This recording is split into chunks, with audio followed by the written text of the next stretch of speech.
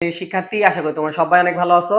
আজকে আমরা তোমাদের বীজগণিত পাঠের অর্থাৎ বীজগণিতীয় সূত্রাবলী ও প্রয়োগ ৪৪ অধ্যায় থেকে এই ৪ নাম্বার চ্যাপ্টার থেকে আমরা ১০০% কমন টপিক গুলো সাজেশন দিব, যে এই টপিক থেকে আমাদের এমসিকিউ হতে পারে, এই টাইপ থেকে সৃজনশীল হতে পারে, এখান থেকে তোমার শর্ট কোশ্চেন হতে পারে।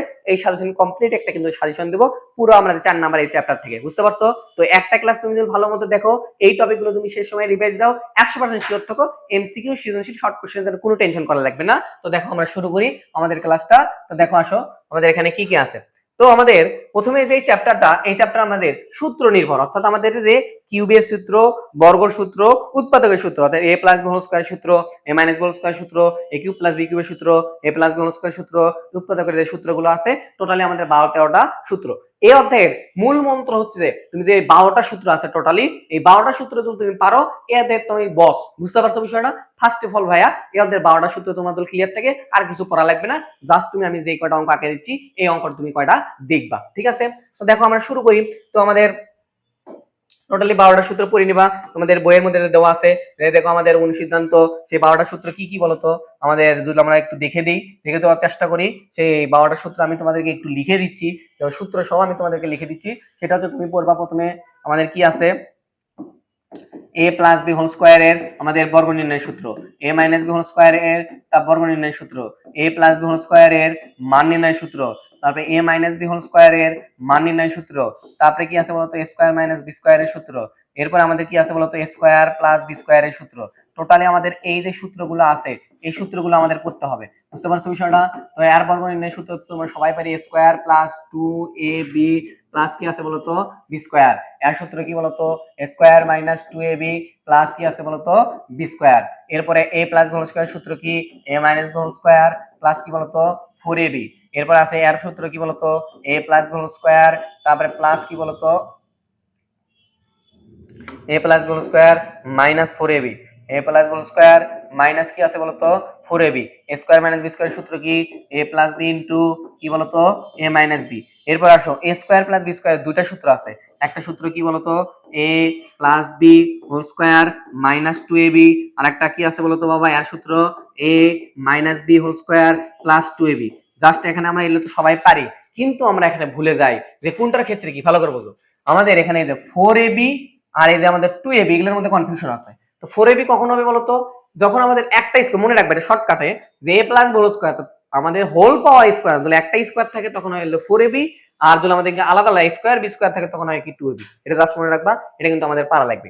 এরপর আমাদের আছে আরেকটা প্যাটার্ন, সেটা হচ্ছে কি আমাদের এই যে a b সূত্র, তারপরে 4ab সূত্র, তারপরে 2 into a square plus B স্কয়ারের সূত্র, এরপর আমাদের কি a plus B plus C whole স্কয়ারের সূত্র, এরপর আমাদের আরেকটা কি আছে বলতো x প্লাস a ইনটু আরেকটা কি আছে বলতো x প্লাস b। টোটালি আমাদের এই কয়টা সূত্র আমাদের কিন্তু পাঠতে হবে, বুঝতে পারছো?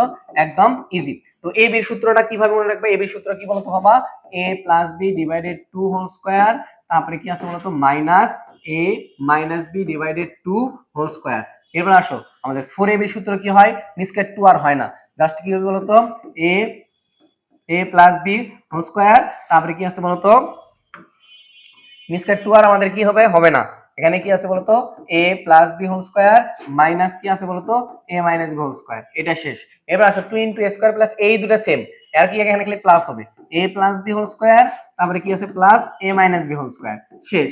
এরপরে কি আছে বলতো a প্লাস b, বলে এর সূত্র কি বলতো a square plus B square plus C square plus 2ab plus কি আছে বলতো 2bc প্লাস কি আছে বলতো 2ca, শেষ। এবার আসো a plus x plus a into x plus b সূত্র, a into x plus b সূত্র কি বলতো x square plus a plus b into x plus ab। এই কয়টা, জাস্ট তুমি এই কয়টা সূত্র, অর্থাৎ মোটামুটি 12টার মতো আমাদের সূত্র আছে, এই 12টার মতো সূত্র তুমি পড়ো, এই অধ্যায়ে তুমি বস, চার পয়েন্ট, বুঝতে পারছো? তো এখন আমরা চলো ক্লাসে চলে যাই। তো এখন দেখো বাবা আমাদের এখানে বিভিন্ন উদাহরণগুলো দেওয়া আছে, তার মধ্যে থেকে শর্ট কোশ্চেন আমাদের আসার মতো উদাহরণ কি আছে, 5 নাম্বার দেখতে পারো, 6 নাম্বার দেখতে পারো, 7 নাম্বার দেখতে পারো, এটা দেখবা। এরপরে আমাদের কি আছে বলতো, এখানে আমাদের সূত্র সংক্রান্ত যে এখান থেকে একটা প্রশ্ন আসবে, সেটা হচ্ছে এরকম প্রশ্ন, সেটা হচ্ছে যে আমাদের উদাহরণ 3 দেখতে পারো, 4 দেখতে পারো, তারপরে আমাদের সূত্রের সাহায্যে গুণ করতে পারো, অর্থাৎ সূত্রের সাহায্যে গুণ, এটা দেখতে পারো। তারপরে আমাদের এরপরে কি আছে, এখান থেকে একটা প্রশ্ন হতে পারে, সেটা হচ্ছে এই দেখ খুবই গুরুত্বপূর্ণ, এটা ধরো তোমার পরীক্ষাতে 100% শিওর এখান থেকে আসবে, ভালো করে দেখো। সেটা হচ্ছে 12 নাম্বার এই টপিক থেকে অর্থাৎ আমাদের দুইটি রাশির বর্গের অন্তরফল রূপে প্রকাশ করো। দুইটি রাশির বর্গের অন্তরফল রূপে প্রকাশ করে, এটা তোমাদের শর্ট কোশ্চেন হতে আসতে পারে, তারপরে আমাদের কি আছে বলতো এমসিকিউ হতে আসতে পারে, এবং আমাদের সৃজনশীলের কত আসতে পারে। দুইটি রাশির বর্গের অন্তরফল রূপে প্রকাশ করে 100% শিওর থাকো, বাংলাদেশের সবটা স্কুলে একটা না এক জায়গায় প্রশ্ন আসবি, এমসিকিউ, শর্ট কোশ্চেন, সৃজনশীল, এখান থেকে এটা তুমি পড়ে নিবা। তারপরে এরকম মান নির্ণয়ের অঙ্ক আসলে তুমি পারবা। এরপর আসো আমাদের এবিসি যে সূত্র দিলাম, এখানে দেখো আমাদের উদাহরণগুলো আছে, এগুলো তুমি দেখতে পারো, এখান থেকে হুবহু প্রশ্ন আসতে পারে। দেখো আমাদের এখানে তিনটা উদাহরণ দিছে, এই তিনটা উদাহরণ হুবহু আমাদের আসতে পারে। তার মধ্যে থেকে আমাদের 3 নাম্বার সূত্রটা, 3 নাম্বার যে উদাহরণটা দেওয়া আছে, এটা আমাদের হুবহু পরীক্ষা কিন্তু আসতে পারে, তোমরা দেখে নিবা।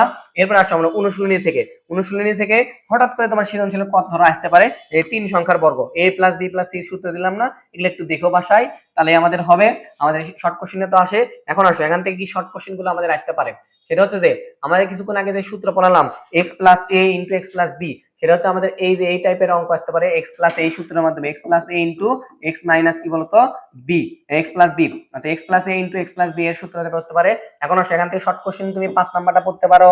তারপরে আমাদের শর্ট কোশ্চেনে 5, 6, তারপরে 8, 9, তারপরে 11, 12, অর্থাৎ এখানে যে কয়টা অঙ্ক আছে এই কয়টা থেকে আমাদের শর্ট কোশ্চেন আসতে পারে এবং উদ্দীপক দিতে পারে সৃজনশীলের। তোমার হয়তো বা এগুলো উদ্দীপক দিবি, কিন্তু কিউবের পরিবর্তে 5 দিবি, 6 দিবি, বিভিন্ন একটা ট্রাম দিবি, বুঝতে পারছো? তো শর্ট কোশ্চেন আমাদের এখান থেকে এই কয়টা পড়লে শর্ট কোশ্চেন, এমসিকিউ এবং সৃজনশীলের যে উদ্দীপক, সেই উদ্দীপক কমন পাবো বাবা এই কয়টা অঙ্ক পড়লে।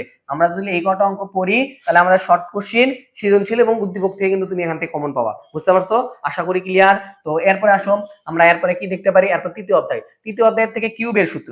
তো কিউবের সূত্র জাস্ট আমাদের দুইটা তিনটা সূত্র আছে, তো দুইটা তিনটা সূত্র যদি তুমি পারো তাহলে কিন্তু ক্লিয়ার। সেটা হচ্ছে এখানে দেখো আমাদের একটা অনুশীলনী একটা সূত্র সৃজনশীলে দিছে যে এই সূত্রের সাহায্যে গুণ করো, তারপরে এখানে 2 কমন নিতে হবে, এখানে সূত্রের মাধ্যমে প্রতিফলন করতে হবে, এই যে দুটি রাশি বর্গের অন্তঃফল রূপে 100% শিওর থাকো যে এই টপিক থেকে তোমার একটা শর্ট কোশ্চেন বা সৃজনশীল তুমি পাবা। এখন আসো আমরা যদি আমাদের 4 পয়েন্ট অর্থাৎ 2 এ চলে যাই, তো 4.2 আমাদের কি আছে, এই যে a + b হোল কিউবের আমাদের দুইটা সূত্র আছে, সেটা a কিউব প্লাস এর বর্গের ঘনের সূত্র a cube plus 3a square b plus 3a b square plus কি বলতো b কিউব, এটা আমাদের পড়তে পারো। এরপরে আমাদের আরেকটা কি আছে বলতো, আমাদের কিউবের সূত্র, যে a cube plus b cube, a cube plus b কিউবের মান নির্ণয়ের সূত্র কি, a plus b whole cube minus 3ab into a plus b। এরপরে আমাদের কি আছে বলতো, ধরো a কিউব মাইনাস b কিউবের সূত্র কি বলতো, a minus b whole cube plus 3ab plus